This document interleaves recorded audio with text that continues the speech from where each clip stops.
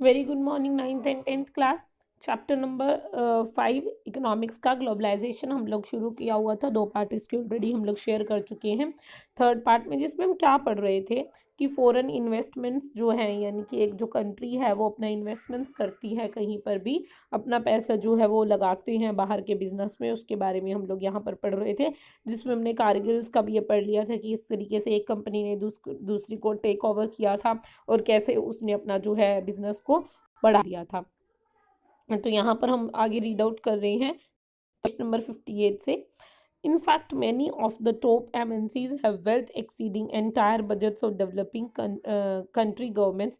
With such enormous wealth, imagine the power of influence of these MNCs. यानी कि जो MNCs है, multinational company, तो पावर तो ऑटोमेटिक उनके पास वेल्थ की बहुत है, फाइनेंस की बहुत है कि वो क्या करते हैं, बहुत सारे कंट्रीज़ में जो है अपना बिजनेस जो चला रहे हैं। ऑब्वियसली उनकी वेल्थ अच्छी है तो ही वो चला रहे हैं।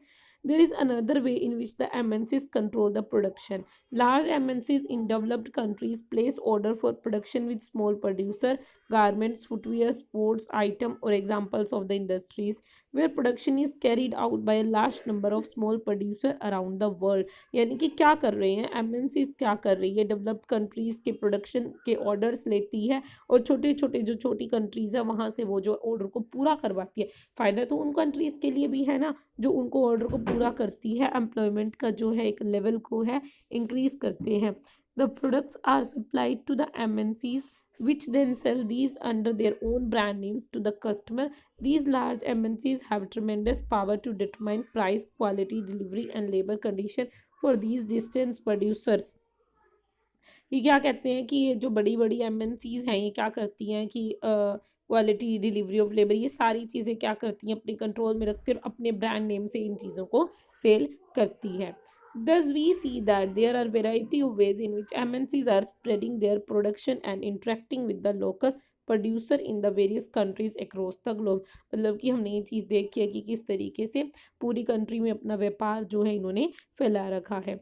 By setting up partnership with local companies, by using the local companies for the supplies, by closely competing with the local companies or buying them up, MNCs are exerting a strong influence on production at these distant locations. As the result, production in these widely disperse location is getting interlink.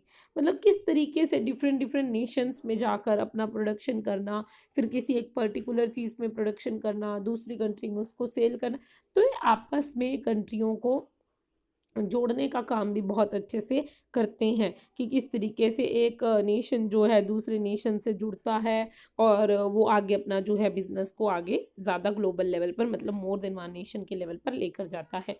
तो ये हमने इसके बारे में पढ़ लिया। Next जो part है हमारा foreign trade and the integration of the markets, ये हम अपनी नेक्स्ट वीडियो में करेंगे। अब यहाँ तक चैप्टर को रीड आउट करिए और यहाँ तक समझिए कि आपको चैप्टर जो है वो समझ में आया है या नहीं।